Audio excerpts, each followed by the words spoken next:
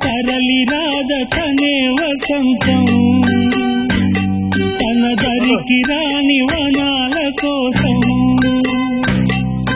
తరలి రాదటనే వసంతం తన దరికి రాని వనాల కోసం గగనాల దాకా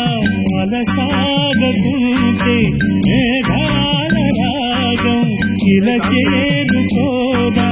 తరలి రాదటనే వసంతం తన దరికి రాని వనాల కోసం